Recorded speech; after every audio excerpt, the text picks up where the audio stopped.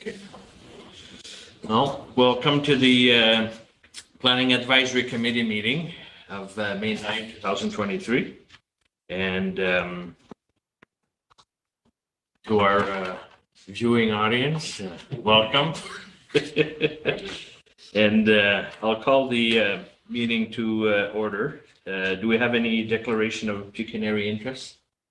Nope. Okay, so we'll go to the agenda. To adopt the agenda, I need a mover. Dan and Ann. It is moved by Danielle Gagne and seconded by Anne Tessier. Be it resolved that the agenda for the Planning Advisory Committee meeting held on May the 9th, 2023 be adopted as presented. Everybody had a chance to review it? Everybody okay? For the most part. No problem. Okay. I call it to a vote. Everybody in favor? Carried. Okay, to the minutes, the adoption of the minutes. I need a mover. And Dan. Which Dan? Oh, I'm sorry. Gotta get used to It is moved by Roch St. Louis and seconded by Dan Gagne. Be it resolved that the minutes of the meeting of the Planning Advisory Committee meeting held on April the 11th, 2023 be adopted as presented.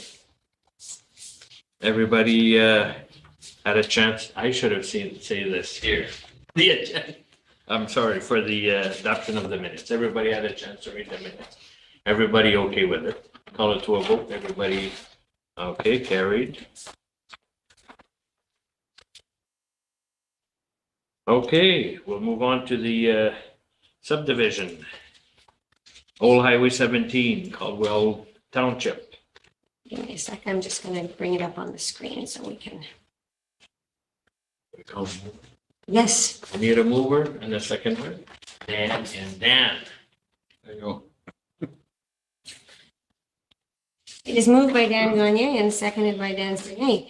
Whereas a public meeting was held on May the 9th, 2023 to consider approval of a draft plan of subdivision on property located on Old Highway 17, being more particularly described as part of Lot 3, Concession 5, being parts 3 to 5, 36R14822 in the Township of Kirkpatrick, owned by 131-07906 and 131,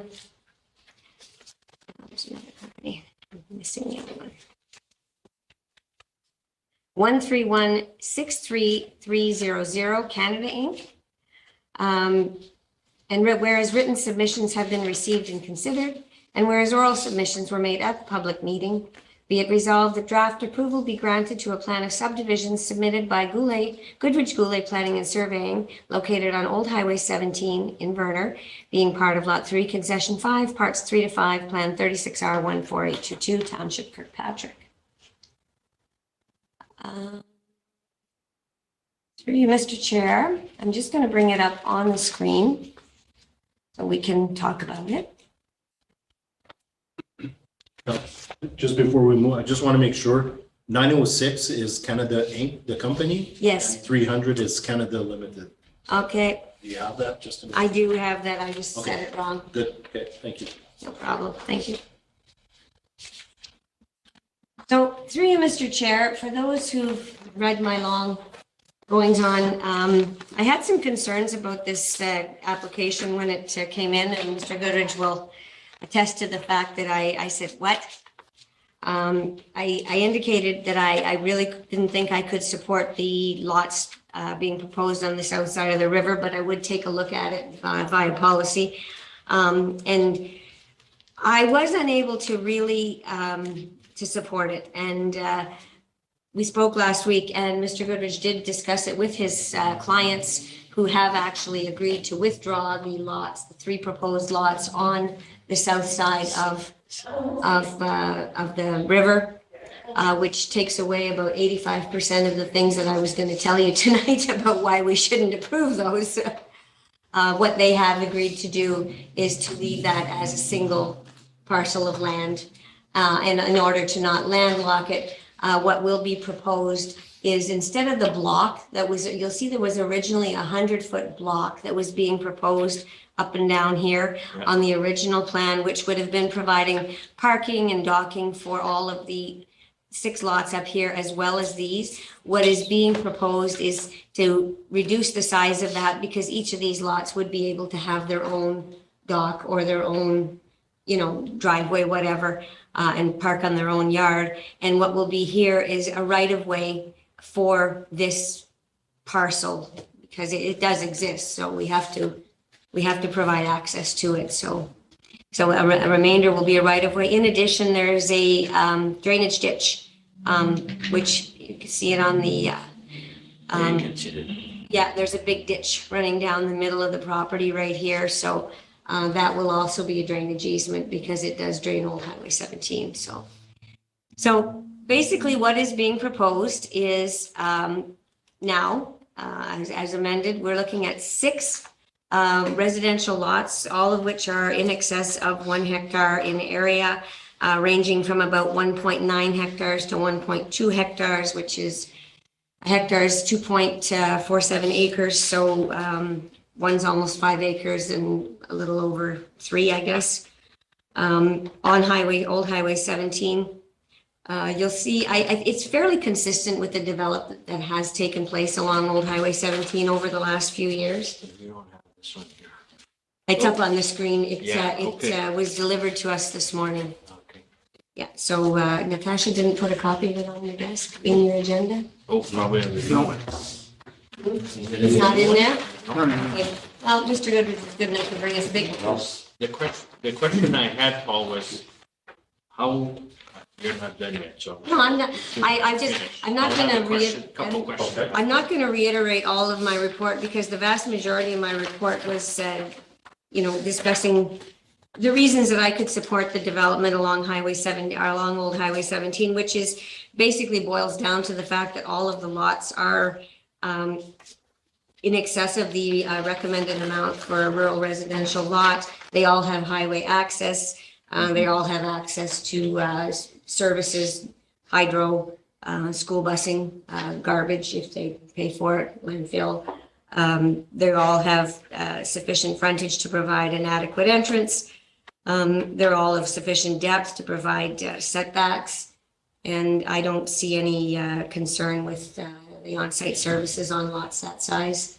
So I don't have any problem recommending what's being proposed. If there's any questions with regard to what's in my report, I know it's kind of long, but I think I tried to cover everything. So I'll let Mr. Chair. So I've got a couple of questions. So I'm looking at lot 1 and I see there's a corner out. And I know Madam Mayor has, this thing about making sure there's all squares. There a reason that portion is taken out? Does it already belong to somebody else? Yes. Okay, we just want to be sure nobody else is going to build. It was taken out many years ago. Okay, so my next question is, if you look at the old one that we have, and I believe if I look at the block 10, that was to run down, was that to be parking for people launching their boats and stuff? Yeah, turn area. So you can see right at the bottom, we had a little jut out area. And at this scale, it's hard to see that. Of the old one? Of the old one. Yeah. And those parking spots, we had proposed them to be 20 feet wide, 50 feet deep. So a person with a truck and a trailer could come in, easily turn into their own parking spot, back the trailer down to the river, launch the boat, and then have a spot to park. So that's now been removed? That has now been removed because, as Ms. Ducharme said, we did have a heated discussion about the lots on the other side of the lake. And as you can see, I compromised. So then I guess my question is, these individuals that are going to buy these lots, where are they going to launch their boats? So it's going to be on their own, no, but that's what I'm getting at. Yeah, So it's going to be on their own property. Exactly. So we're talking about more boat launches, more effect to the environment and the waters, and they're going to have to get their own, not license, but permits through the NR or whatever to make launches into the river, correct? That is correct. And they'll, through the M&R as well, they deal also with Department of Oceans and Fisheries and NAVCAN and the Canadian Coast Guard. A lot of people on the river launch from a central place, because a boat launch is a fairly expensive thing. I know that, like down where I live, everybody launches at one specific property. I don't think, most people don't have a private boat launch. No, and that's Yeah. okay. I just want, I guess what I'm getting at is, that's what I don't want to see, is people making their own boat launches and without reaching out to the oceans and the MNR Yeah. and taking it on upon themselves, because I mean, that is an area where it's pretty remote and nothing's stopping people from doing it, obviously, except for the MNR and the bylaws, but I just wanted to make sure And then that stuff's not. that's the beauty of Google Earth these days. Yeah. The M&R inspectors very seldom leave the office anymore. They just look at last year's images, look at this year's images, compare the two and go, no permit, no permit, no permit. We'll go and see these people. And then that's how their enforcement The now works. unfortunate thing was by then the damage is already The damage is done. done. It is done, yeah. I haven't been there for a long, long time. That riverbank doesn't seem too conducive to boat ramp construction. And I believe I read in here also, some of the conditions you have to maintain at least 50% of your frontage undisturbed. And if you do get into some disturbed soil, Right. that would expose the individual to erosion and damage. And it's probably not an avenue somebody wants to take, but bad things do happen. So that is the one caution that I would throw, to make sure that whoever buys these lots knows that they can't disturb the riverbank unless, And because this is a subdivision, we'll be entering into a subdivision agreement with the municipality. Schedule E of your subdivision agreement is a special provisions section. And if it's a condition of approval, we would simply write that in so that anyone purchasing a lot, their lawyer would do their due diligence, read through the subdivision agreement, make the people aware of their rights and obligations. It's also in the West Nipissing zoning bylaw, the buffering on water frontage. I'm not gonna lie, it's tough to police. And like Mr. Sege said, by the time you get there and all the trees are gone. Yeah, Yeah, and You know, And as much as I say it's the M&R looking at their Google Earth images, it's usually the neighbor that calls it into the municipality. Correct. That's where most of the reporting actually gets done. Yeah. question, you've had your feet on the ground. As far as elevation goes, is that consistent with the rest of the lots that are like going west that have been already developed? Yes. Is it, or It's all pretty flat through that whole section. I walked it last week. It's flat, it's pretty flat, and actually the slope to the river is, it's pretty gradual. It's not too bad. The riverbank on the other side is steep, but the riverbank on this side, it's reasonably gradual, and it's just, it's flat scrub brush, the property. Yeah, and I drove along too today, specifically looking at the other houses in that area to see if there were any raised septics. Yeah. Just to see what the soil conditions were like, and I didn't see one. So obviously the soil conditions are conducive to in-ground septics without having to raise them also. Go ahead, Ann. Thank you, Mr. Chair. I did visit the area too, and there is some erosion that occurred, not like up the river a little bit, which is not far from where those property are. So will MNR, that's the Ministry of Natural Resources and Forestry, will consider the hazards for the erosion and flooding. I know it's not in a flooding floodplain right now. It's not considered that way. So is that something that could be considered for preventative measures that, you know, whatever is built or within that 15 meter or 80 meter, whatever would be removed for the fall to prevent that from when it floods, that it gets carried away in the water, because it is also the river is used for the water consumption in water, so that we have to look at the health and safety of everyone. Right. And with the direction of water, the way the river bends in that area, if you're going to get erosion, it's going to be on the south shore rather than on the north shore where these lots are. But, and you can see that's occurred over the years, but the south shore has far more bedrock. And if you were there, you probably noticed it's a fairly steep hill on the south side. So there is more bedrock prevalent on that side. It looks like there was a slope down and the river was butting up against that slope. But the likelihood of erosion on this side of the river is unlikely, just because that's the direction of flow would push against the south bank rather than the north bank.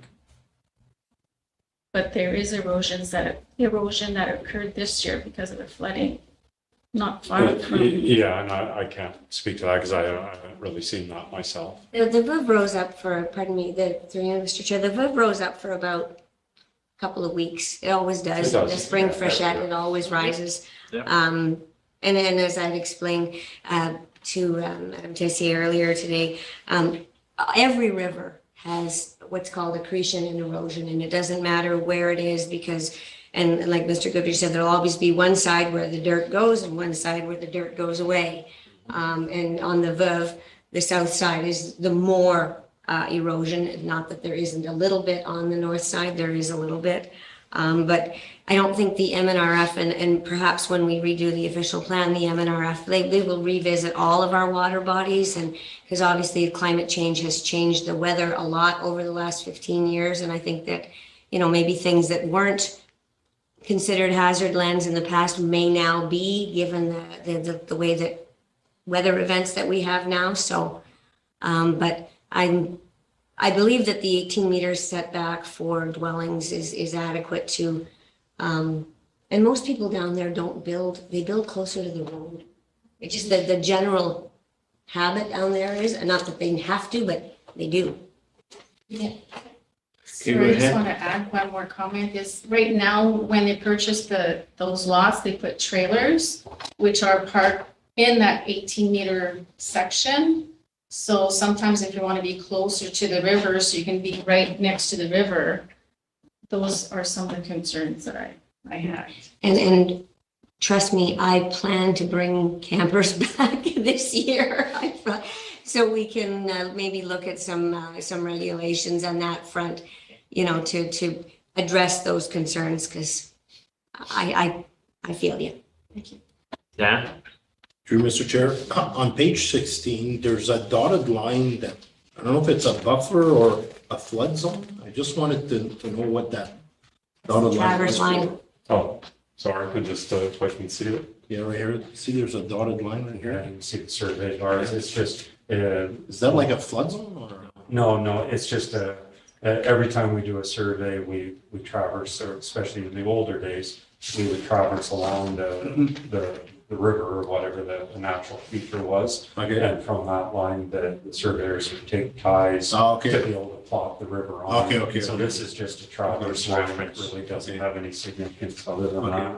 And these are all contour lines on the Okay. other side showing. So what's the flood height flexibility? Like is there one there or? There's no recorded. It's pretty flat there. It's- Yeah, there's no, we don't have any recorded data, flood elevation data for the VUD at all, Okay, only the sturgeon. so it's the owner's responsibility if you park too close or if you build too close and the water does get high, you Well, have to 60, deal. right now, Way the back. med, the Okay. max, So it's it's, 60 feet okay. minimum setback for a dwelling.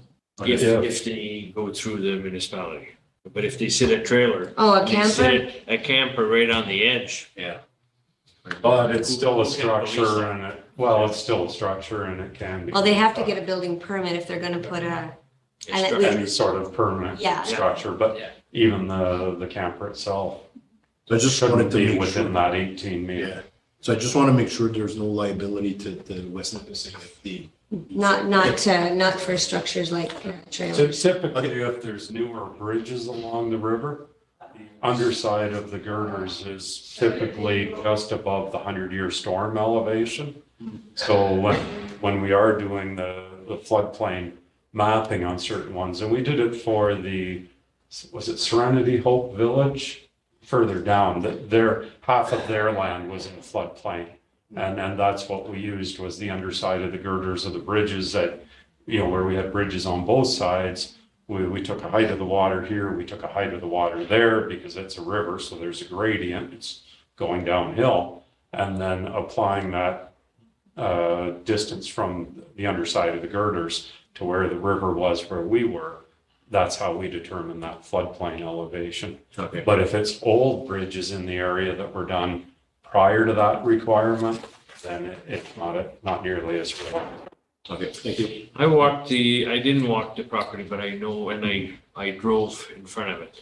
What would be the height of the river at that location? Is there 10 feet of water? Is there 4 feet of water? Oh, do you mean the bank to the water, or the depth of water? Water right now. Oh, I would have to think there's probably at least 10 feet of water in So the it's book. pretty deep in the center, right? I would think so, especially, it's a relatively narrow section. And when you look at the contours on the south side, and those I think are 10-meter contours taken from the provincial mapping. Like if you've got a bedrock hill coming down at that angle, chances are the river's usually fairly deep in those locations. The channel of the river itself is actually fairly deep. There's Really? over 20 feet of water. Really? Yeah, there is. Again, I didn't know. haven't been on it for 25 years. But the other thing I do remember observing is ice hitting the girders Yeah, at the co-op there. right. And Yeah. that's, I've seen that once, but that doesn't mean it won't happen again. Yeah, and of course, the ice sits up above the water line too, so. Just when your ice leaves the river, when it actually crests, and if you actually have a heavy rainfall and a snow melt at the same time, but that would happen once in 100 years. Yeah. Like I said, I saw it once, where- I saw it once all piled up against the bridge at La Plage. Okay, La Plage, yeah. Yeah, But at the co-op, it didn't plug up, but it was hitting the girders and it was breaking and going underneath, and everybody was looking at it. Wow. Because that would be a point where it would back up and it wouldn't be pretty. But there's a lot of other properties there that. well, and as I indicated, I think with the weather having changed as much as it has in the last 15, 20 years, like even in the 15 years I've been here since the last review of the official plan was done, weather has changed dramatically. Of course. And, we're seeing, in the last 5 years, we've had two kind of emergencies, that we didn't have in the first 10 I was here at all. And now it seems to be, more so the sturgeon. The Veuve has a better outlet because it's a smaller river. And we call them 100-year storm events, but they seem to be happening every 10 to 20 years now. Exactly. So, Danny, do you have another question? No, thank you, Mr. Chair. I have another one. Where you show the existing ditch on your plan, is that where it is on the, it's pretty darn close, because Okay. what we do with these now, we'll bring in a Google Earth image like Melanie has, and we'll underlay it under the AutoCAD drawing so that we can sketch these in. And okay, so that property line does run pretty much where that ditch is. Exactly. And the other thing I should mention too, the right of way for the land on the south side is also going to be a right of way to the municipality, because even though we're giving a drainage easement over the ditch, of course, Sean Remyard says, well, then, that's all well and good, but how do I get my backhoe in to clean it? So we're providing an easement to both the neighbor on the south side, which is our property, but also to the municipality for maintenance of the ditch. So you're looking at about, you're showing what, 22 meters? Yeah, I think it was, so what it's come, well, the 22 was the old one. Okay. I think what Don has shown on here was 7 meters for the easement for the ditch, and then another 10 meters for the right of way, or Okay, so 33 feet. that's 55 feet. Yeah, that's plenty. Yeah, and then same way we did before with the little jut out. And once we get the field staff there and have the actual top of bank defined, then we'll probably create a little area here too, so that there's a turn spot for the guy to be able to turn and and a little parking area for them as well. So that will be a registered easement, Those will be registered easements. but so if somebody buys lot 4, so he wouldn't be able to build onto that easement if he decides to build on that site. That is correct. Okay, so he can maintain it, Yep. but has to keep it open And- for any, And the benefit to the owner of lot 4 is they can share the driveway because he owns the land. He That's doesn't right. need the right to go travel on it. He That's owns right. it. So if they want to have a shared driveway and share the expenses, they can do so. that's all the questions I had. Anybody else? Everybody's good? So, Do I call it to a vote? so everybody? just so we're Or clear that we somebody are else? we are voting on the draft approval of the amended plan that we saw here, With only here, 6 lots. with the 6 lots on the north side, no lots, well, the retained land on the south side as it is.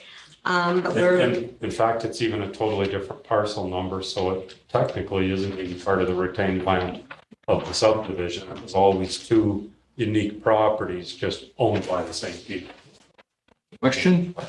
Yeah. So the 3 lots on the south, 7, 8, 9, are they still 3 lots? Nope, they're gone. They're just one parcel that. It's that's one existing parcel that's already there. Yep. We're not creating it, it was there. We're keeping, the only lines- benefit we're creating here is that they will now have a registered right of way. So if somebody buys that, they have access to it.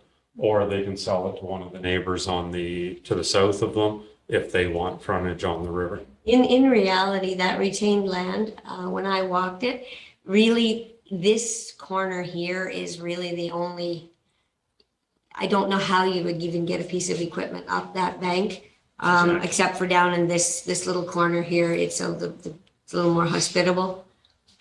Yeah, there's some spots where there's little saddles where you may, like I had to look at it today, but yeah, you're right. That side is the better access point for sure.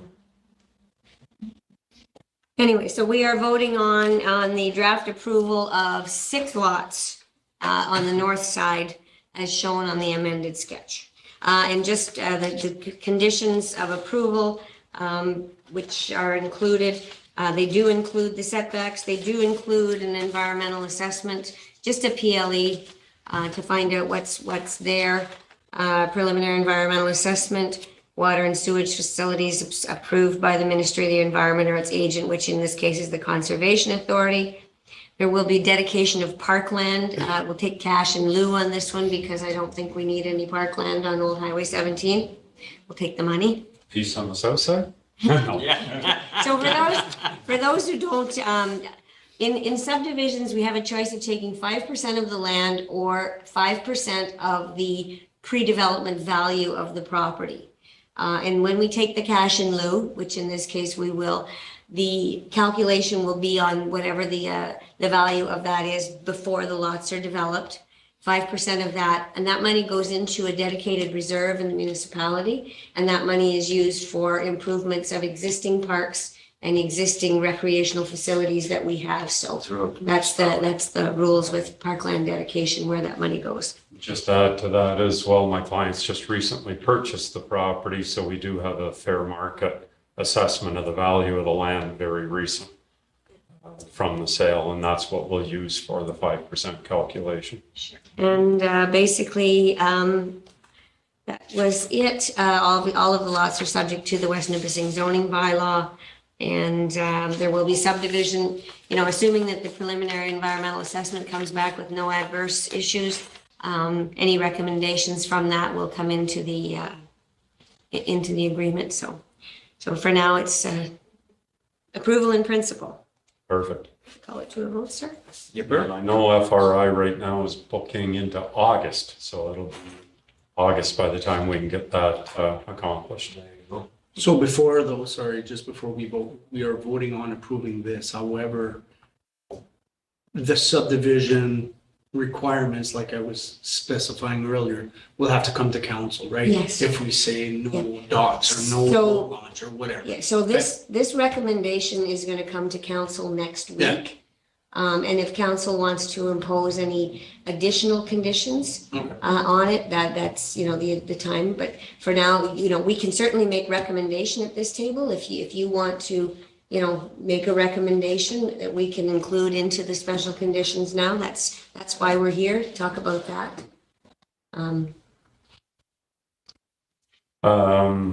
The only problem with the prohibition of docks for boat launches is every other property along the river has them, or has the ability to put them in. I misspoke, I shouldn't say docks. Obviously, if you're gonna buy waterfront property, you Right. want docks. For me, it's the boat launches, but Boat launches but though boat launches could still be accomplished by way of a marine railway or some form of structure Yeah. to launch from rather than an excavated boat launch.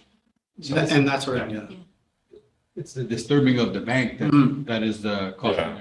And in fact, when we were proposing the bigger boat launch that would service all of them, our directions, because we have an engineer that works with us on designing these as well, and that was my directions to him, were that we would have to heavily rip-wrap both sides, and especially the downstream side where it would be more likely to wash away in order to protect those. And sorry, I should add, through you, Mr. Chair, I'm not opposed to the boat launches, that's not what I mean. Just As long as they follow the proper ministry guidelines, that's all I'm getting at. Would your clients, I'm just throwing this out there, would they be amenable to leaving the common as originally contemplated, so that so that there's only one common launch along there? one of the benefits to the clients of removing those other 2 lots on the south shore was they no longer had the cost of, the expense of constructing the boat launch and the road to the boat launch and the parking area. Makes sense. So that was why they agreed to the removal of the additional lots on the south shore. Makes sense. Yeah.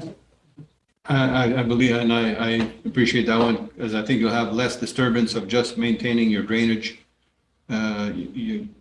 Your drainage coming from old Highway 17, then to put in a road and then servicing the road and then keep Right, yeah. the upkeep of the road would be more detriment than just keeping your drainage. And on the drainage issue too, I did look for other culverts along there where there may have been other drainage areas, and there weren't any. I didn't see any culverts in the ditches other than right in front of that main drainage area. Yeah, I observed a small one over in this area, but I think it actually just kind of goes across and drains into that one. Yeah, and I think there's just little drainage swales between the old field lines that were on the property that are there now. The land's actually a little bit higher as you get, just before you get to the river, and that's fairly common. You get that little bit of an uplift before it then slopes to the river. Any more questions? I'll bring it to a vote. Anybody in favor? Carried. Perfect. Thanks, everyone.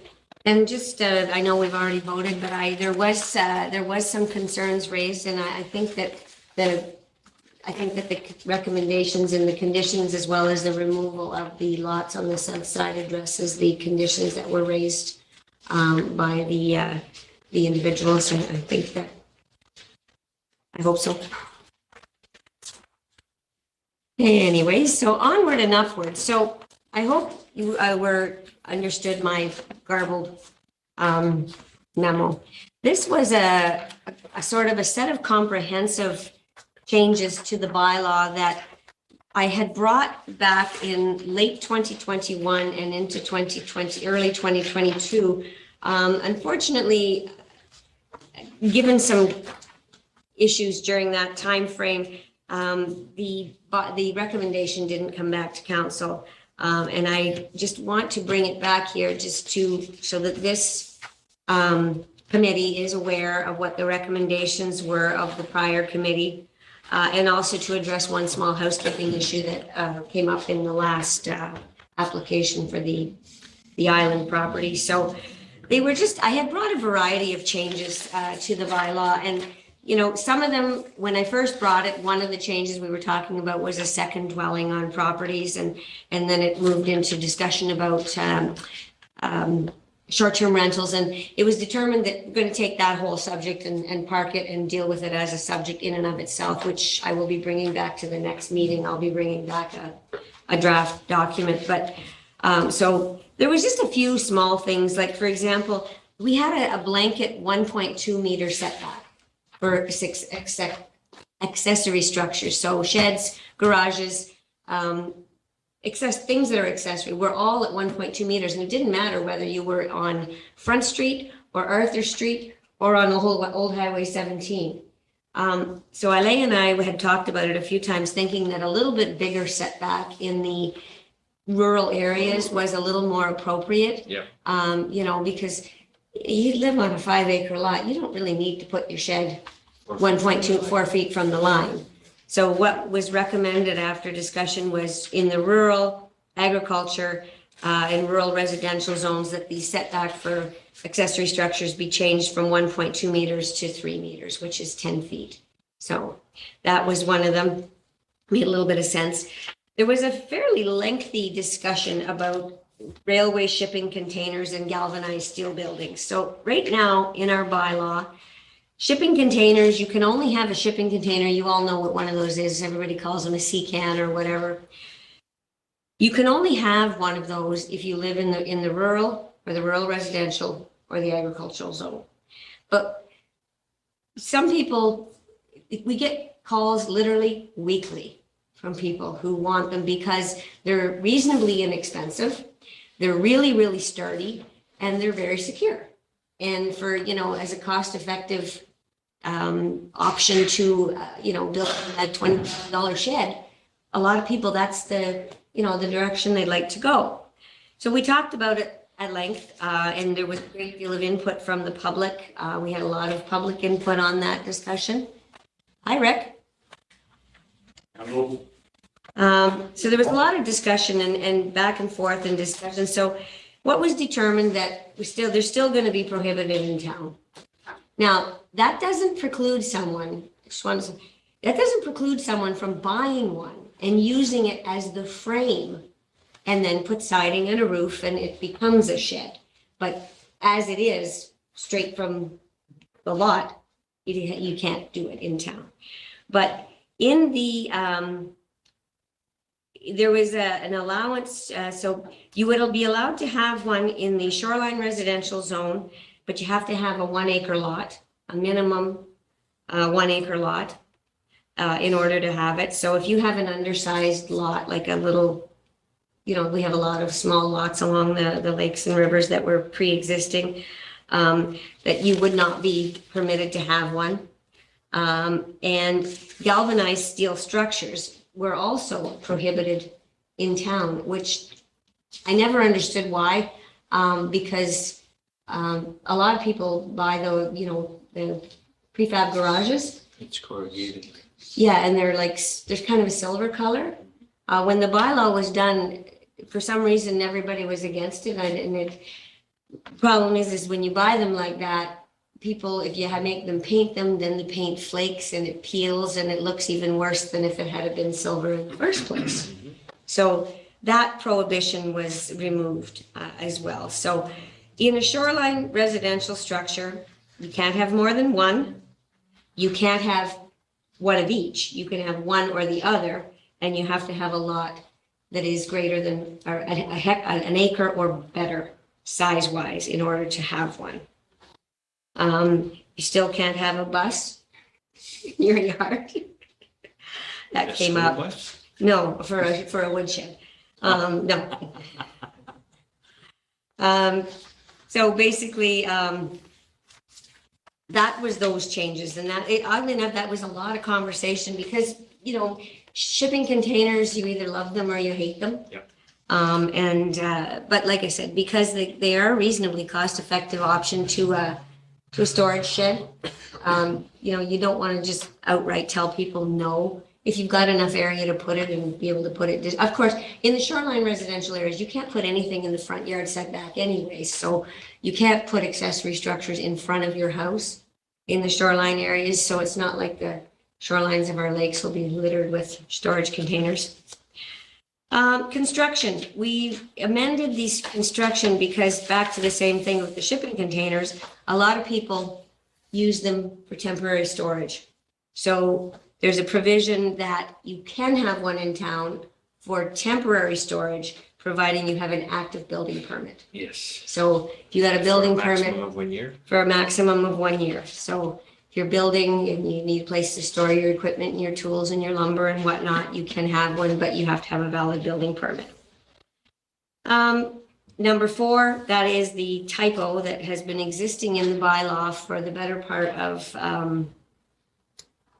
8 years. And no one saw it until we got to the island property.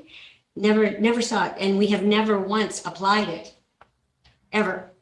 It's always been one dwelling in those 2 zones, and that was brought up. So we're going to fix that because that was a typo. I think I explained it in my memo how it came to be. The R4, the D means what? R4, oh, that's just existing what's in the bylaw now. I just reprinted that whole line. Okay. There's nothing changing in, oh, I'm lying. R3, R1, because of the provincial, remember we talked about the province's changes? So R1 is a maximum of 3, R2 is a maximum of 3, and those are provincial regulations. R3 stays the same, it's at 8. R4 stays the same, and it's a certain number per, it's an area calculation. R4 is apartments, townhouses, high density residential, but it's entirely based on the size of the lot. Same with mobile homes as well. But your rural residential, your shoreline residential, still 1. And, if council wants to change that in the future, that's entirely, or someone wants to bring that forward. But right now, we're putting it the way it's always been applied. What does MHR mean? A mobile home. Oh, Resident. thank We you. only have one of those in West Nipissing. It's on Goulard Road. Okay. Do you have a question? Yeah. TC has a question. Just the rural areas. So if I'm thinking back, so if I use on Duke Road past the bridge, is that rural residential? Okay. Or, well, rural, depending on the size of the lot. So over 10 acres is generally RU, rural. Under 10 acres is generally rural residential. But So from one of those lots, then they only have one main residence. They can't have another one. they could come to get a zoning amendment, which is what we've done all along, is people apply for a secondary dwelling. And we do see quite a few of those applications. That's why I had actually, when I brought that discussion before, the reason I brought it was because we were seeing, almost every meeting, we were seeing a request for a second dwelling on a rural residential lot, whether it was for, aging parents, young family who were, looking for, but there was not a will at that time to approve it as of right. And the decision was to continue to deal with them on a case-by-case basis going forward. So that was Okay, so that could be that could visited. be revisited in the future for sure. And like I said, we will be looking at the bylaw this year, the zoning bylaw. And I know that the province has got one more round of changes for sure coming. That's why I'm dragging my heels on updating the bylaw, because I think there's going to be some fairly significant changes to the agricultural and rural lot creation provisions. So, Which we can adopt as we move. yes, and we'll incorporate them into our zoning bylaw and into our official plan as we update those documents. So those I asked were, the question as I was thinking it, and she addressed it. You addressed it. what? That it actually will go on as a case by case, and it might be revisited in the future as far as single dwellings on rural and. Well, and I do have a bit of an inside track to the provincial government. My daughter works for municipal affairs, and I shouldn't say this on TV. Too late. The province is looking at increasing in densities on rural and agricultural lots. So it used to be you could have dwellings on your farm for either staff or for your son or whatever, and that was taken out in the 2003 provincial policy statements. That was removed. And I think that something like that might be coming back in, or perhaps a minimum lot creation, so you're allowed maybe up to 1 or 2 severances, kind of thing. I'll be frank, in the rural areas, we've always been very sensible with our severances. You know, if there's a road going by, the hydro's going by, the lot is big enough. If it's rural, you know, we've generally been fairly permissive. With ag, though, ag is a different situation, because, you know, we only have so much of it and they're not making any more, so we don't want to. Even if they did open up agriculture, I wouldn't be supportive of anything that would take any land out of production. So, you know, if they build on the rock, fine, but not in the field. Agreed. But anyway, so those are the general, I'd like to bring these back to council and just get these in place, because I've got 2 or 3 galvanized steel buildings sitting on the corner of my desk that would like to build them this year if we could get that passed. Through you, Mr. Chair, just a question, Mel. So if you are residential and you have more than an acre, you still cannot put a CCAN or a galvanized? Not in the R1 to R4 zones. Okay. That's, now, if you guys want to revisit that, that is entirely within council's purview. You want to revisit it, because it's your zoning bylaw. You can allow whatever you want. Sure. You know, it's, you know, I caution, CCANs and chickens, they're very divisive issues. For every one that wants one, there's 20 that don't. So, you know, I always got caution people, because, yeah, chickens But if and you want to CCANs. put a CCAN in siding and Oh, yeah. a roof on Yeah, it, well, then go ahead. that whole, you know, the residential development that On was built railway. on railway, On railway. that is all All shipping CCAN. containers. Yeah. And we have quite a few really nice cottages that have been built in the last couple of years that are, that's the frame of it is a shipping container, and you would never know. Yep. Solid as a rock. Mhm. But anyway, so should have read the resolution for Do we this. have a resolution? We do. Okay. I need a mover and a seconder, please, and thank you. And then, It is moved by Rock St. Louis and seconded by Dan Gagné, whereas the Planning Advisory Committee of the West Nipissing Municipality recommended changes to the West Nipissing Comprehensive Zoning Bylaw on January the 11th, 2022. And whereas the recommendations have been reviewed with the West Nipissing Planning Advisory Committee on May the 9th, 2023, be it resolved that the Planning Advisory Committee for the West Nipissing Municipality, having reviewed the recommendations, recommends that the West Nipissing Council adopt the proposed changes to the comprehensive zoning bylaw.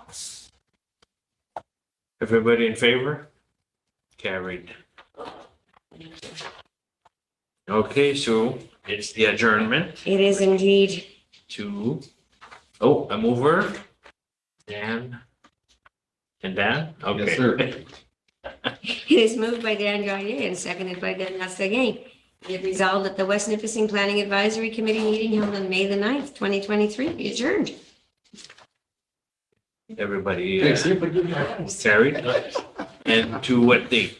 Well, we're second Tuesday of the month. And June. June 6th, 7th, 14th.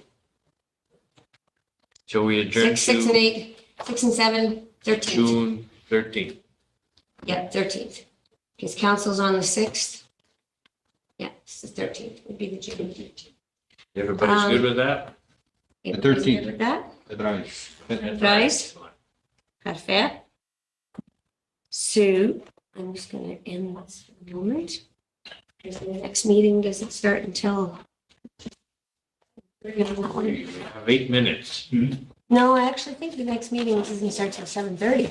Is it 7? Yeah. Oh, good. Outstanding. Oh, yeah. So we will, I'll just put this on pause for the moment.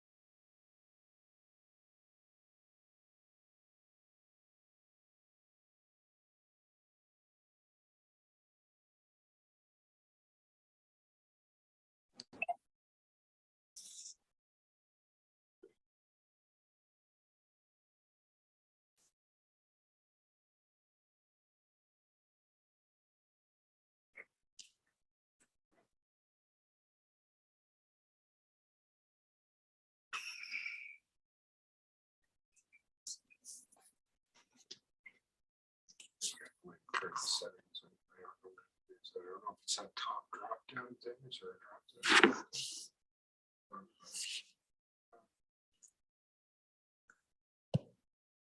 There you go. It's on mute now, right? Because I went. There was the X through it.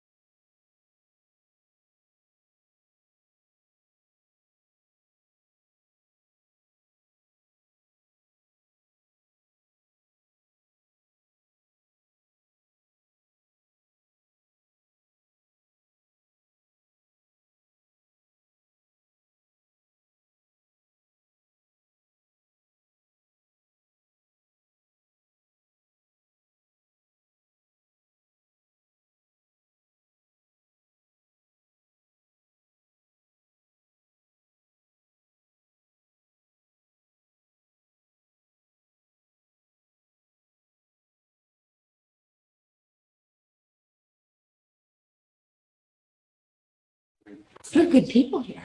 That's right, we attract the best. Are we ready? The essays starting to become more available too. That's what, like, I think it was at least one or a 2-week period. Yeah. Still at the, And I told my son, I just want to compare yours to whatever other system. Nobody's on. There's one here, I think. Why system. Good evening, everybody. We're, welcome to the Committee of Adjustment for May 9th, 2023.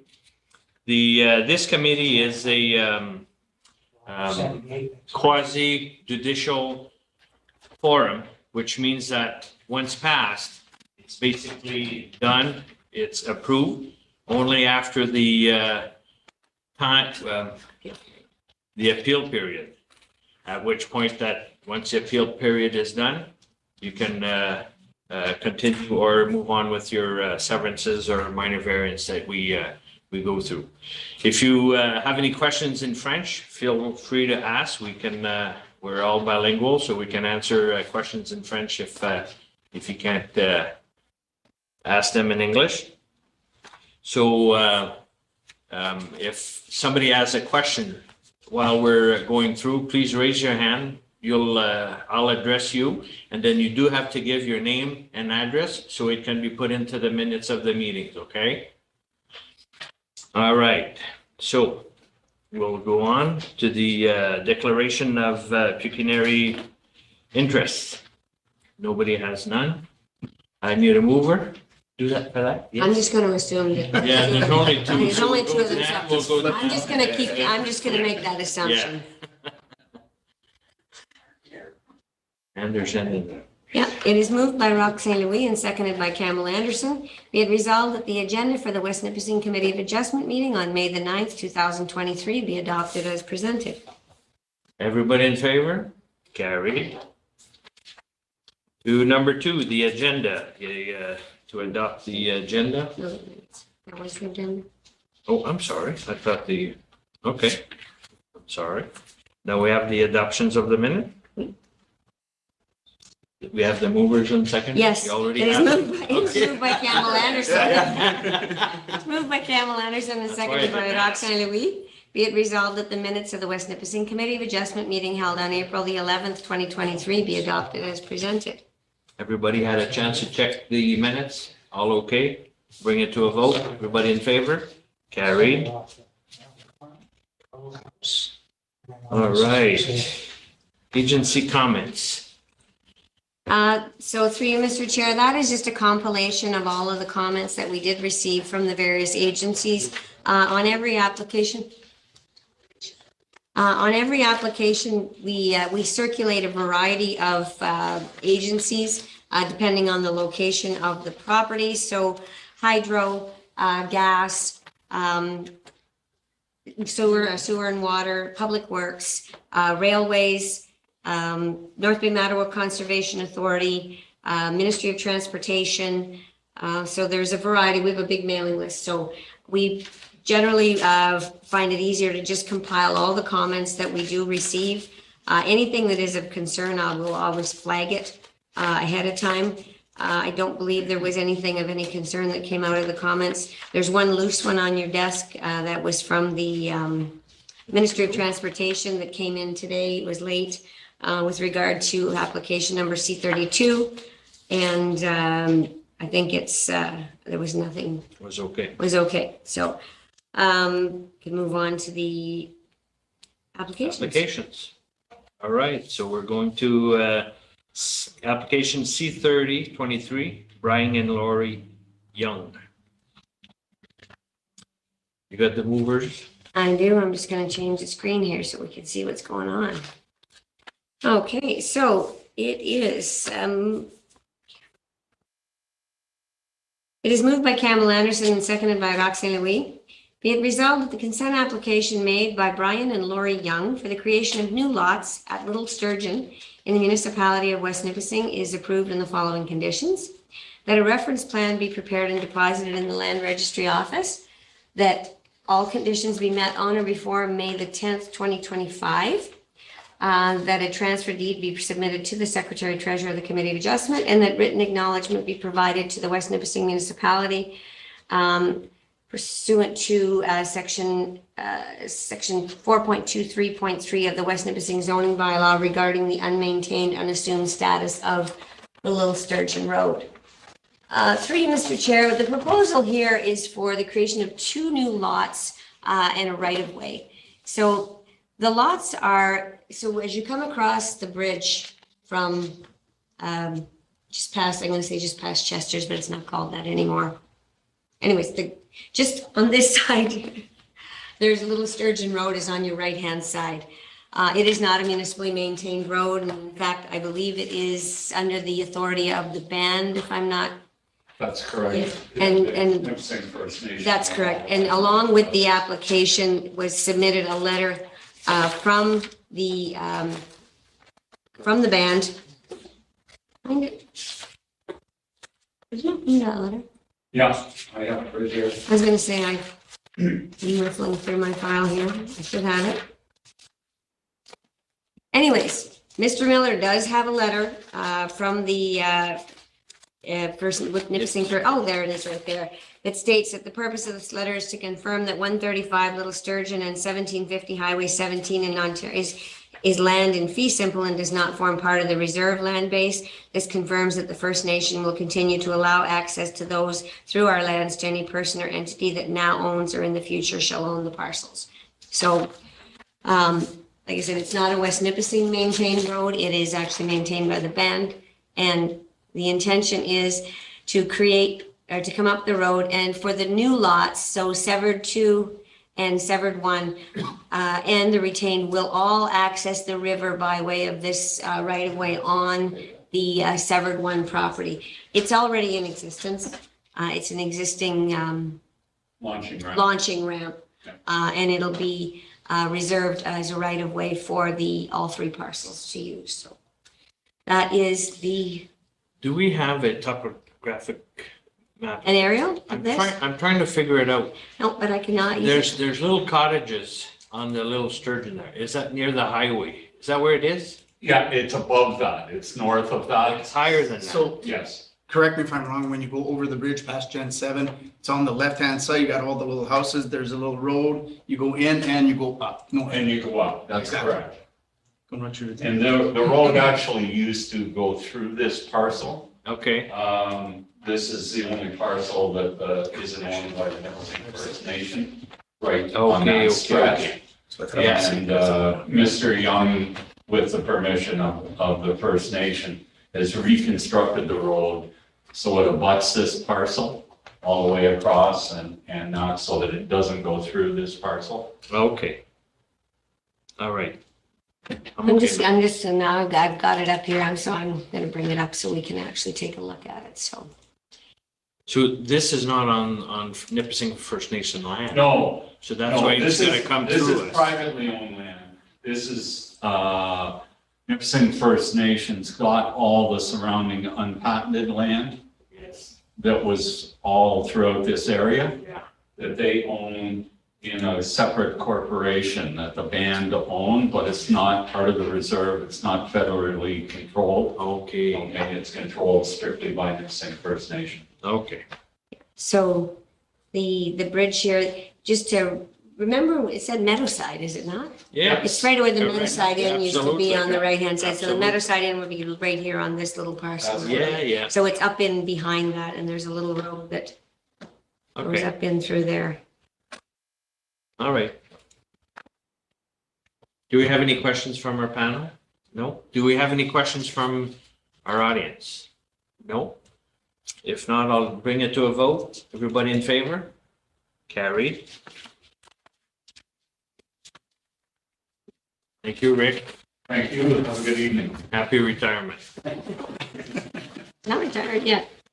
Still more to do? Oh, yes. Okay.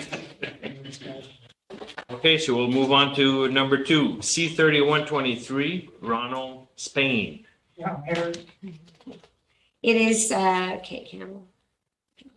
Is moved by Campbell Anderson and seconded by Dr. Louis. Be it resolved that a consent application made by Ronald Spain for the creation of new lots on Milltown Road in the West Nipissing municipality is approved on the following conditions: that a reference plan be prepared and deposited in the land registry office, that all property taxes be paid, that all conditions be met on or before May 10th, 2025, that a transfer deed be submitted to the Secretary Treasurer.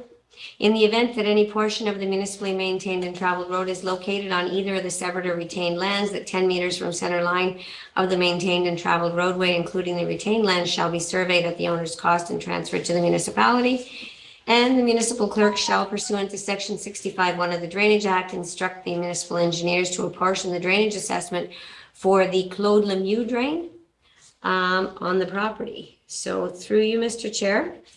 The property is located at the extreme west end of Milltown Road. And it's on, at the end of that road, actually, there is a gate, and from Mr. Spain's portion on, the road was actually closed by the municipality in about, I'm gonna say 2015, if I recall correctly. Basically, it's private property now. Yeah, so beyond, there used to be an old access road that went on to St. Charles. Oh, really? And it was, it was a bit of a problematic and source of contention, so the municipality closed it, so it is private land beyond that, but it does continue on into, I think, Dunnet Township, but Mr. Spain's property is the last property on the maintained, Mr. Spain's property is the last property on the maintained portion of the road. That's correct? That's correct. Yeah. Yes. Okay. So what is being sought? Mr. Spain is looking to sever out his house, which is the one in yellow. His house and his barn are on the lot in yellow. And he's looking to also create one new vacant lot at the east limit of his property for future whatever. So, and the rest is, Now, right at the end of Milltown Road, I gave you the township some property there to put a turnaround in, okay? Now, I wanted to sever a lot right on that southeast corner of west half, or the east half of lot 12. Okay, right there. And you Okay. denied me that because you said it wasn't on a maintained road. But I look at it as it would be about a 200-foot driveway to get to the corner of that lot that I originally wanted to sever. I didn't want to sever this one up on the east end here. I wanted to sever that one. but as I explained to you, Mr. Spain, that is beyond the gate, beyond the portion where the municipality closed the road. So that would be creating a lot that has no public road access. Well, it's like it's not a road, it's a laneway. It's enough room for one vehicle to get down. Everybody calls it a road, but it's not a road, it's a laneway, you know? I know, And it's but, like it would be like a 200-foot driveway. but it's not good planning for us to create lots that, where the people don't have access to snow plowing services and, the services that the municipality provides. Well, the snow plowing ends at the end of Milltown Road there. Yes. And the person that wants to buy that lot from me would do his own. It'd be like a 200-foot driveway. He would plow his own driveway. Like my driveway is 150 feet, and I plow my own driveway, So I don't see why I can't sever that, and he can plow his own driveway. The mail stops right at the end of my driveway. That's where the mail stops. So I'm gonna bring the property up on the system so that you can see what we're looking, what the issue is. Just give me one quick second, I'll do this. But if we can't do that, then that's okay. I'll just go with what's going to happen now. I don't understand why I couldn't put a lot there, because it'd be just a driveway, and then I'd make an easement so that he could cross my piece of property to get to his property. So you'd be And then when willing you to get follow that right road away? all the way- You follow that laneway all the way back. There's a cottage back there that's owned by Dayton and Carmela Gerdois. And I give them permission already to cross my property after Melanie told me that the road is closed, it's yours, Mr. Spain, it's private property, you know? So I give them permission to be able to get back to their cottage all the time, but I'm gonna do it legally through the lawyer Yeah, and get an easement so that, down the road there, that, nobody can stop them, like, you know? So I'm gonna pull this up and just take a peek at it here, so. Okay, so I'm gonna share the screen. please. Just give me a quick second, because it's a lot easier to understand if you're, you have the benefit of the aerial photography. Just give me a quick second. And it's just an unfarmable piece of land there, like, you know? Just like at the far, in the east end, it's up on the rocks too, it's unfarmable. So this is the location that Mr. Spain had originally asked to create the lot at, right here at this corner here. And this is his home, and this is the lot that is showing in yellow. This is my home, and this is where I wanted to put that lot. Yes. The yellow one? Right here. No, the yellow one is where his house is. Okay. He wanted to create the second lot over into this corner, over right And there, this is a where the red arrow is. east half of And I Rock had Falls. indicated to Mr. Spain that that is beyond where the road is closed. There is a gate, and that portion is we turn around, the municipality turns around in Mr. Spain's driveway, Okay. right here at this point. So from here on, there's no public, no access to public services, no. Now, at the time, Mr. Spain, you didn't mention to me that you would give a right of way. You would be willing to give a right of way to that property over your driveway. Yes, Okay, you didn't tell me that part. Because now it's doable. If you give Yeah. a right of If you way, give a then you have access to it. but that person has to maintain it. oh yes, he does, yep. So you would be willing to grant a Just like, there's your wall zone all the way down here, so, and they maintain it. Yeah, but Out in the that's. winter time, Yeah. they. So when winter they put the wall comes- Down, they look after the yeah, road. the concern is when we create lots in places where there's no municipal services, the person you sell it to today, that's all well and good. But he doesn't own the property anymore, and then somebody buys it and they have children, and they want the school bus to pick up the children, or they want the municipality to plow. So it's not our custom to make new lots on non-maintained roads, Yeah, if possible. I understand that, yeah. Okay, so, But if I do an easement, then it's. but there's still no, the I know it municipality was on has the no. application, it said, the lawyer should have mentioned that to me, it was on the application. Yeah, no, they didn't include that in the I application, know the he right didn't of even way. mention it to me. Yeah, no, they didn't tell me that part. They were just showing 2 new lots. So that's why this is news to me. Yeah.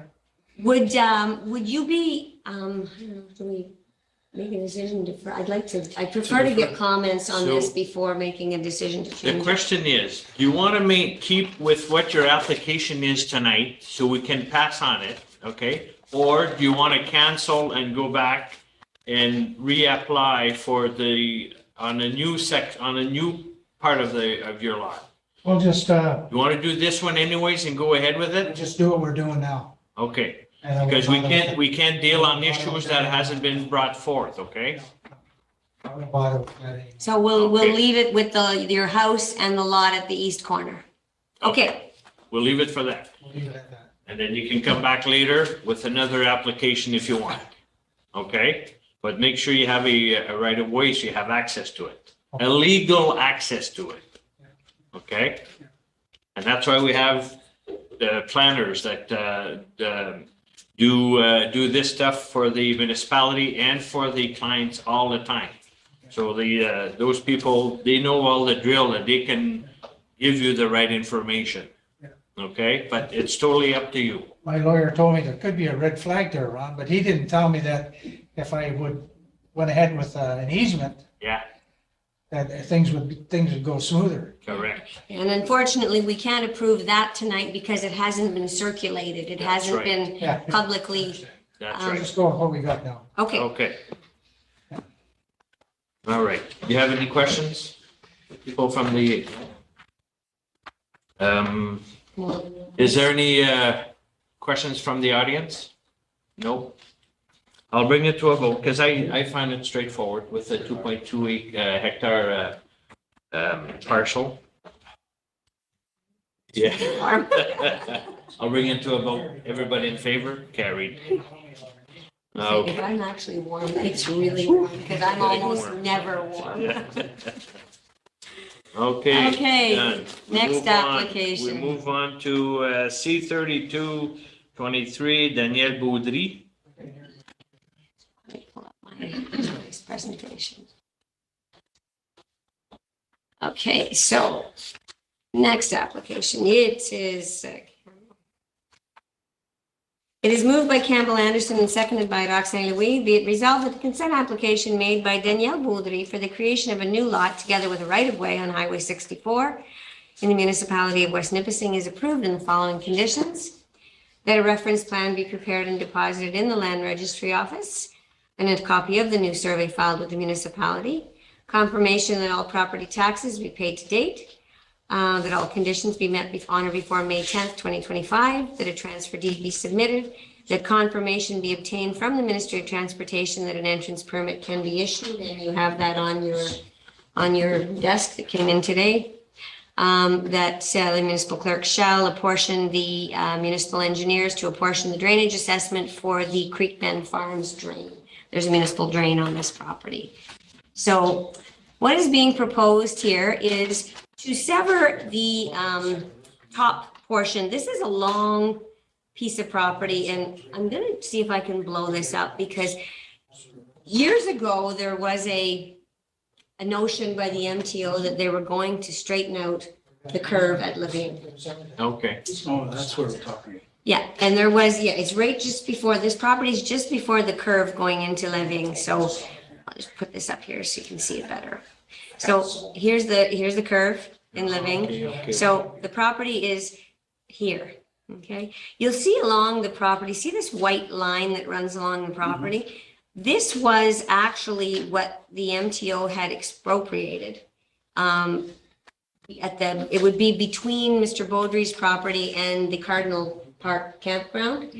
They had expropriated about 50 feet wide to widen. They were going to take out the big curve in the highway. I don't know what reason it never happened. Mr. Sege might be able to tell us why it never took place, but. That precludes my time. Okay, anyways, so. That would have been. Money, yeah. That So- probably would have been proposed when 64 was done in 71 there. Yeah, so they never did it. They never did it. But they still own this weird strip Okay. between the back of the Cardinal Park and Mr. Baudry's property. So Mr. Baudry's property, his home is down in this area here. You can go, sir. Yeah. You're done. Thanks, people. You're welcome. Sorry. Say hi to Serge for me. That's okay. I know. There you go. It's going to slide over to Highway 64 so we can see the property. So maybe I'm going to take a drive over to Highway 64. So it's always easier when you look at things on the ground. Not quite a ways away, I'm over Michelle Road.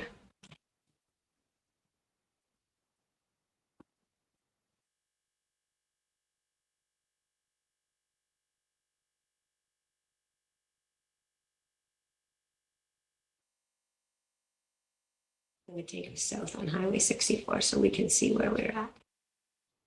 Okay, so.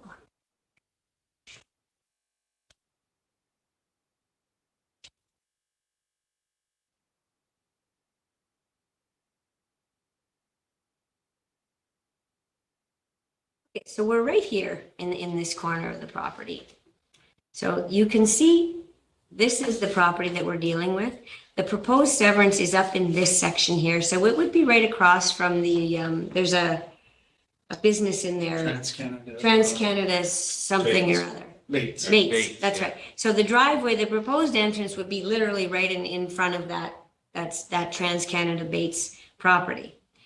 So the severance is up in this treed area. Okay. Okay. The intention is to provide a right-of-way over Mr. Beaudry's property to continue to get in. I think that they also enter. No, that's Mr. Saini's property. Where is Mr. Beaudry's home? Good stuff. Down Can I help here? you out with this? Hmm? Can I help you out with Yes, this? please. Yeah, it's your application. Your application, Paul, where is it? I believe this is the entrance into Mr. Boyer's home is down here. Okay. However, as Melanie had said, the expropriated highway for the Big Living bypass basically separated Dan's property into the east side, the west side. We've approached MTO about the possibility of acquiring it. They weren't open to that suggestion, even though they had closed half of it further to the south in the past. For whatever reason, and you can see down in here, it narrows in quite substantially. Mm-hmm. So they closed this half and transferred it to this owner. But for now, they wanted to maintain it just in case they ever had some operational use for it. And even though we still have lots of frontage on the existing highway today, there's a guardrail that comes up through this area, fairly steep grade difference, which is why the guardrail is there. So the proposed entrance opposite, and it's just a little bit south of the Trans-Canada Bay entrance, is basically right at the end of the guardrail section. And it's also in an area, or even on this map, you can see that if the entrance is basically here where the red arrow is, you've got nice long straight line of sight to the north. You've got a pretty long line of sight to the south, which was one of the other reasons why putting an entrance in this location right on the curb wasn't as suitable. So the shared entrance was really the best option, which is right here, which as you can see on this is right here. So, And then there's bedrock further to the north of that. So we were really constrained as to where that driveway could go. I'm confused.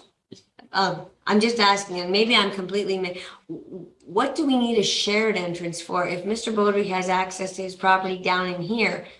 But he doesn't, because these are two totally separate pieces of property. So. Oh, because of the, yes, Yeah, because of the, drive- that's right. The highway's over here, so his entrance So is coming if he here. can't get to the back field, Yeah, if he doesn't keep exactly. an entrance, yeah, I understand. I understand. So that would be where the hashtag area is. That's That would correct.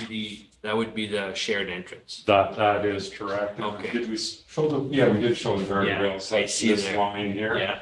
And, and then once you get into the curve, it's more difficult to have your lines of sight that you need.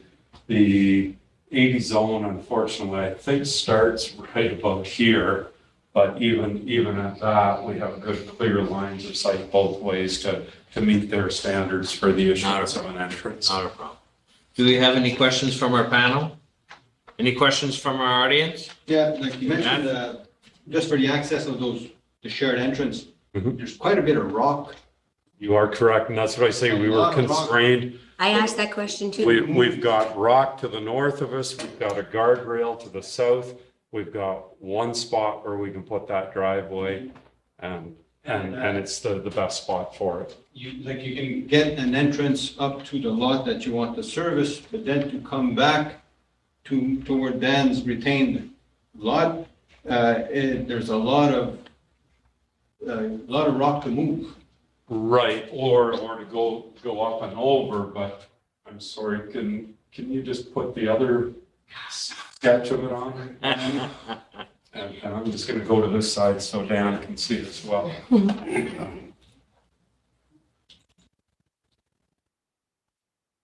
There we go.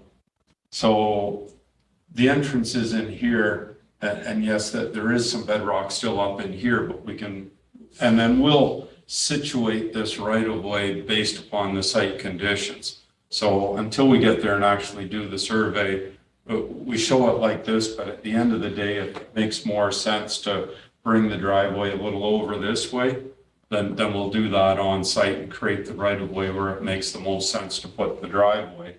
But there's also good building areas right at the north end. There really isn't a necessity to access all of the property, but at least to get an access where there may be a home built. And they'll own the rest of it, but it's land that we really can't do much with otherwise. And the piece of land that you, the lot that's proposed, does it stop before the creek? Or? Yes. Yeah, the Just north of creek the is a little bit south of the severed lot. Okay. And the one thing I think Melanie mentioned, there isn't any of that lot that actually goes onto the creek bend drain. And that's what we'll discover when we look at the watershed. I put it in as a condition till I've had a chance to look at the maps. If none of that lot is in the watershed, then there will be no need for the assessment to be adjusted. The lot would drain onto our property, and will go into the tile system, but where the outlets are is actually. But is the new lot within the watershed for the drain? Probably is. Probably. The outlet, yes, but the outlet is actually below where the creek bend drain. The outlet's at the back of the Cardinal Park. Yeah, but the creek bend drain actually ends at the bridge Mm-hmm. at our, Yeah, at the back of your yeah, property. so that would be like the end of the creek bend drain? Yeah, but there's a big watershed Yes. around it. watershed, So yes. if this new lot is in that watershed, the new lot will have to share some of the assessment. Because his whole property shares now, so whatever percentage of the land, it'll have to be split out. If there's none of that portion in the watershed, then it just gets left out. I had a question for you. I'm sorry if I could, just back to Dan's other question about the location of the creek. It's, I don't know if you can see it from this chair, but it's clearly shown here on the Google Earth image. The entrance is about here. The south portion of the severed land is about here. And then this is all retained. So you can see the relationship of the creek to where the severed lot would be. Right, it's well south of the lands that form that severed lot up at the north end. I have a question. What is this break in the parcel fabric? Oh, sorry. Oh, it looks like it might have been part of an old road system because it's kind of hockey Just stick. saying I had it. Probably Dan knows this area better than I do. That's okay. That's the old 64, and that was another question that I had that I forgot though, is it actually shows up here as all these little parts. Like, are they still retained by MTO or is that municipal? You mean where that opening is? Right here? If you mind if I show you? Yes, everybody's up here. Why not? We're an informal bunch. Because that actually shows the old road there, the old road bed. Like as this part here.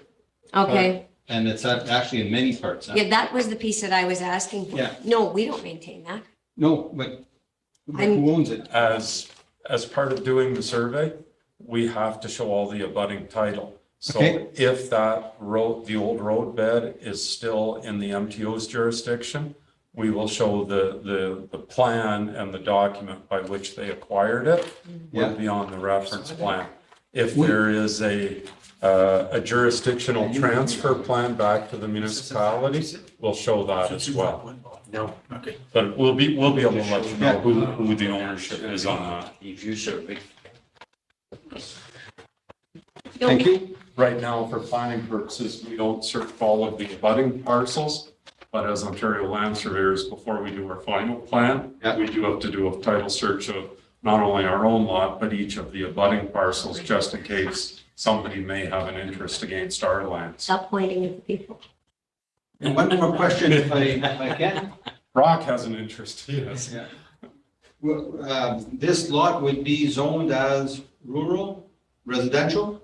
I believe right now it's just rural, right now. So what happens when it comes out of a rural lot, rather than requiring it to be rezoned? So what happens is it remains rural, but with the permitted uses of a rural residential zone. So they'd only be allowed a house and extra accessory structures. Single dwelling. Yeah, single family dwelling. I'm not, Perfect. Any more questions from our audience? No? I'll bring it to a vote. Everybody in favor? Carried. Okay, we'll move on to our number 4, C-3323, Donna Addy. What do you say? I believe so. Addie? Addy? So she's on the phone. She'll correct us if we're wrong. Okay, so It's 80. it's 80. 80, thank you, This is ma'am. 80. Thank you. Okay, so, Mr. Goodrich's office was having some difficulties making up their mind on the next 2 applications, so what, Don't blame it on the rest of the office. It was the gray hair factor, the memory's going, what can I say? so what was actually circulated and what came in on the original application was this original sketch. Okay. What the owners actually want to do is this here. We don't have that. No, that was actually, we received that, that one might have been in your package. We did get that one late That's the Friday. one here? Oops. No, that was the original. Yeah, Oh, that's the original. We subsequently received a second sketch, which is this one here. So you got this Oh, one they're in your smaller. package. Yeah. It's, the 2 lots proposed are a little bit smaller. They still meet all of the municipality's requirements with respect to lot area and frontage. They're well in excess of 1 hectare. So actually they're at 3.5 and 3. No, they're at 2 hectares each, so 5 acres each. They are on Highway 539A, which is a Class 6 highway, I believe, but still under the jurisdiction of the MTO. There were lots, we didn't get comments back from the MTO on this one yet, but it is a condition in the approval that they are able to obtain entrance permits. We didn't get, they don't comment as fast on the secondary highways. But that is, and I didn't read the resolution. It is moved by Roxanne Louis and seconded by Campbell Anderson that a consent application made by Donna 80 for the creation of new lots on Highway 539A in the West Nipissing Municipality be approved on the following conditions: that a reference plan be prepared and deposited, that confirmation that all property taxes be paid, that conditions be met on or before May 10th, 2025, that a transfer deed be submitted to the Secretary Treasurer, and that confirmation be obtained from the Ministry of Transportation that an entrance permit can be issued for the severed and retained lands. Would you see an issue with the MTO having, not in, No, and in fact, we just created within the last couple of years, a number of severances on the other side of the Okay. road, and they all qualified for entrance permits, so They were a little sniffy on that, remember? They're a little sniffy on everything these days. but here you have straight road all the way through, so it's not like you're right in a curve or anything. Yeah, and you get a curve as you head up further to the north, but Right. it's still, these are big lots with lots of frontage, and it's not a hugely traveled section of highway. Any questions from our panel? Any questions from the audience? No? If I hear none, we'll bring it to a vote. Everybody in favor? Carried. All right, we'll move on to number 5, C-3423, Danielle Priard. We have our. It is moved by Roxanne Louis and seconded by Campbell Anderson that a consent application made by Danielle Prior for the creation of a new lot together with a right-of-way on Chemin de l'Étain in the municipality of West Nipissing is approved in the following conditions: that a reference plan be prepared and deposited in the land registry office and a copy filed with the municipality, that taxes be paid to date, that all conditions be met before May 10th, 2025, that a transfer deed be submitted to the municipality, and that the owner shall execute an acknowledgement agreement in favor of the West Nipissing municipality, that the road known as Chemin de l'Étain is not opened or maintained on a year-round basis, and that the municipality of West Nipissing shall not be responsible for ensuring access to the severed or retained lands. The property is located at it's about a third of the way up Chemin de l'Étain, which is where you go off of Sabourin and you head north. It's the lower portion of Chemin de l'Étain, depending on the weather, depending on the year, sometimes is closed at that lower end. In addition, on this property right in this section, there is a big swamp. And the only way that this access could be obtained is by, so when this lot was created, it was created with the right of way on it, because the driveway comes up and it actually accesses this property over here. This property to the south was created a number of years ago as well, and it also benefits from this common road that runs through Mrs. Prier's property. So this driveway is in existence, and what would happen here is the intention was to originally sever it basically in half. It was subsequently amended to be the lower 1/3.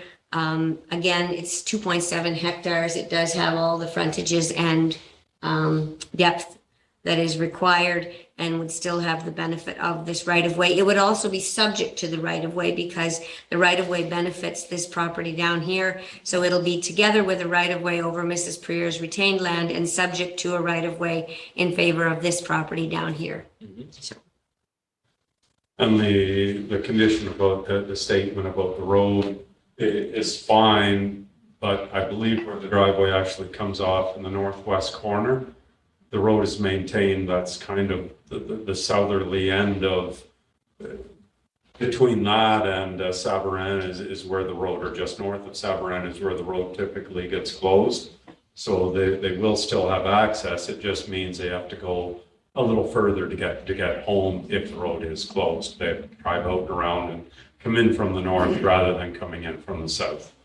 So it's good that that notice is on title. It's kind of, well, it's just plain water. Yeah. At some parts of the year, the road in this section here gets closed. It's pretty wet. Yeah. And we close it. Like I said, it's not every year, it just depends on the year. But in the event that this road was closed here at this section, the person might have to go around up Highway 64 and come down by Chemin Levert to the property. But Yeah. all of the properties on Chemin de l'Étain are subject to that same, no shortcut. And that also ensures, though, that emergency vehicles can reach them all year round also. That is that. Any questions from our panel? Pretty straightforward. Any questions from our audience? No? We'll call into a vote. Everybody in favor?